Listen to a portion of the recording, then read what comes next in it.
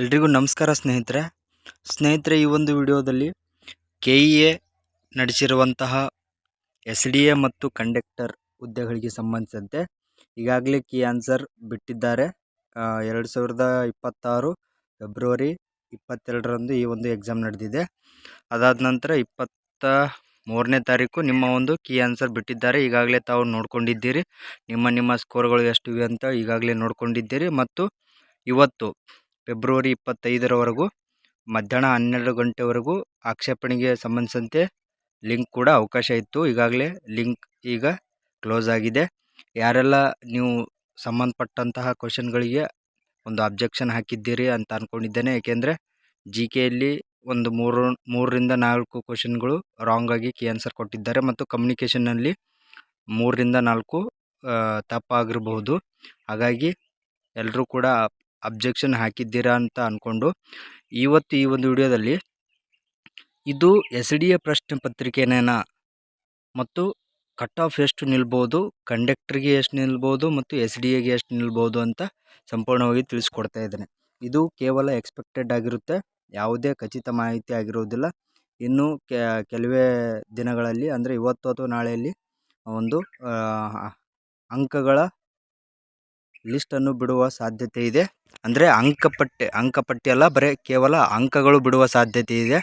ಅಂಕಗಳು ಕ್ಲಿಯರ್ ಆದಮೇಲೆ ಅಂಕಪಟ್ಟಿ ಒಂದು 2ರಿಂದ 3 ದಿನದಲ್ಲಿ ಅಂಕಪಟ್ಟಿ ಬಿಡುಗಡೆ ಮಾಡುವ ಸಾಧ್ಯತೆ ಇದೆ. ಆ ಒಂದು ಅಂಕಪಟ್ಟಿ ಬಂದ ನಂತರ ಅಫಿಷಿಯಲ್ ಆಗಿ ಎಷ್ಟು ಕಟ್ ಆಫ್ ನಿಲ್ಬೋದು ಅಂತ ಹೇಳ್ಬೋದು. ಈ ಒಂದು ಕ್ವಶನ್ ಪೇಪರ್ ಯಾವ ರೀತಿ ಇದೆ ಅಂದರೆ, ಇದು KPSC ಗ್ರೂಪ್ A ಮತ್ತು ಗ್ರೂಪ್ B ಯಲ್ಲಿ ನಡೆಸುವಂಥ ಹುದ್ದೆಗಳಿಗೆ ಸಮನಾದ ಒಂದು ಪ್ರಶ್ನೆ ಪತ್ರಿಕೆ ಆಗಿದೆ.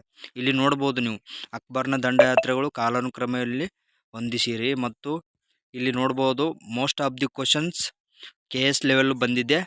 ಇದು SDAಗೆ ಮತ್ತು ಕಂಡಕ್ಟರ್ಗೆ ಪ್ರಶ್ನೆ ಪತ್ರಿಕೆನೇ ಅಲ್ಲ, ಏಕೆಂದರೆ ಇದು ಸಂಪೂರ್ಣವಾಗಿ KS ಮಾದರಿಯ ಹಾಗೂ UPSC ಮಾದರಿಯ ಪ್ರಶ್ನೆ ಪತ್ರಿಕೆ ಆಗಿರೋದ್ರಿಂದ ಬಹಳಷ್ಟು ಟಫ್ ಆಗಿರುವಂತಹ ಪ್ರಶ್ನೆ ಪತ್ರಿಕೆ ಇತ್ತು. ಹಾಗಾಗಿ ಇಲ್ಲಿ ಕಟ್ ಆಫ್ ಮಾತ್ರ ಕಡಿಮೆ ನಿಲ್ಲುವ ಸಾಧ್ಯತೆ ಹೆಚ್ಚು. ಎಷ್ಟು ನಿಲ್ಬೋದು ಕಟ್ ಆಫ್ ಅಂತಂದರೆ ನೋಡಿ ಸ್ನೇಹಿತರೆ, ಸಾಮಾನ್ಯವಾಗಿ ಎಷ್ಟೇ ಟಫ್ ಬಂದರೂ ಕೂಡ ಕೆಲವೊಂದು ವಿದ್ಯಾರ್ಥಿಗಳು 130+ ಹೋಗ್ತಾರೆ. ಮೊನ್ನೆ FDA ನಡೆದಿತ್ತು, ಅದರಲ್ಲಿ ಕೂಡ ಇದೇ ಥರ ಕ್ವಶನ್ ಪೇಪರ್ ಬಂದರೂ ಸಹ 140ರವರೆಗೂ ಒಂದು ಸ್ಕೋರ್ ಮಾಡಿದ್ರು ಅಭ್ಯರ್ಥಿಗಳು. ಹಾಗಾಗಿ ಇದು ಕೂಡ 130+, 135, 140ವರೆಗೂ ಒಂದು ಟಾಪ್ 10 ಜನ ಇರಬಹುದು. ಅದಾದ ನಂತರ 120 ಮೇಲೆ ಒಂದು 100 ಜನ ಇರ್ಬೋದು. ಇನ್ನು 110ವರೆಗೂ ನಿಮ್ಮ ಒಂದು ಕಟ್ ಆಫ್ ನಿಲ್ಬೋದು. SDAಗೆ ಮಾತ್ರ ಇದು SDAಗೆ 110+ ಇದ್ದರೆ ನಿಲ್ಬೋದು. ಇನ್ನು ಕಂಡಕ್ಟರ್ ಹುದ್ದೆಗೆ ಬಂದರೆ, ಇಲ್ಲಿ ಕಂಡಕ್ಟರ್ ಹುದ್ದೆ ಹೇಗೆ ಅಂದರೆ 75% CET ಅಂಕಗಳು ಮತ್ತು 25% PUC ಅಂಕಗಳು ಹಿಡಿಯುವುದರಿಂದ ಇಲ್ಲಿ ಕೆಲವೊಂದು ವಿದ್ಯಾರ್ಥಿಗಳು CETಯಲ್ಲಿ ಹೆಚ್ಚು ಮಾಡಿದರೂ ಸಹಿತ PUC ಕಡಿಮೆ ಇರೋದರಿಂದ ಒಂದು ರ್ಯಾಂಕ್ ಇಳಿಯುವ ಸಾಧ್ಯತೆ ಇದೆ. ಹಾಗಾಗಿ ಸೇಫೆಸ್ಟ್ ಸ್ಕೋರ್ ಅಂತಾನೆ ಏನೂ ಇಲ್ಲ ಇಲ್ಲಿ, ಏಕೆಂದರೆ ಇದು ಟಫ್ ಆಗಿರೋದ್ರಿಂದ ಸಾಮಾನ್ಯವಾಗಿ ಇದ್ರ ಕ್ವಾಲಿಫೈಯಿಂಗ್ ಮಾರ್ಕ್ಸ್ ಅಂದರೆ 60, 2 ಪೇಪರ್ ಸೇರಿ 60 ಮಾರ್ಕ್ಸ್, 30% ತೊಗೊಳ್ಬೇಕು. ಹಾಗಾಗಿ 60 ಕ್ವಾಲಿಫೈಯಿಂಗ್ ಇರೋದ್ರಿಂದ ಇಲ್ಲಿ ಸುಮಾರು 90ರಿಂದ 100ರವರೆಗೂ ಕಟ್ ಆಫ್ ನಿಲ್ಬೋದು ಕೆಲವೊಂದು ಕ್ಯಾಟಗರಿ ವೈಸ್. ಇನ್ನು ಕ್ಯಾಟಗರಿ SC ST ಮತ್ತು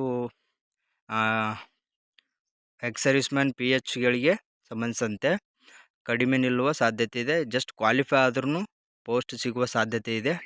ಹಾಗಾಗಿ ಇನ್ನು 2 ದಿನದಲ್ಲಿ ಲಿಸ್ಟ್ ಬಿಡುವ ಸಾಧ್ಯತೆ ಇದೆ. ಆ ಲಿಸ್ಟ್ ಬಂದ ನಂತರ ಅಲ್ಲಿ ಕನ್ಫರ್ಮ್ ಆಗಿ ಕಟ್ ಆಫ್ ಎಷ್ಟು ನಿಲ್ಬೋದು ಅಂತ ಹೇಳ್ತೇನೆ.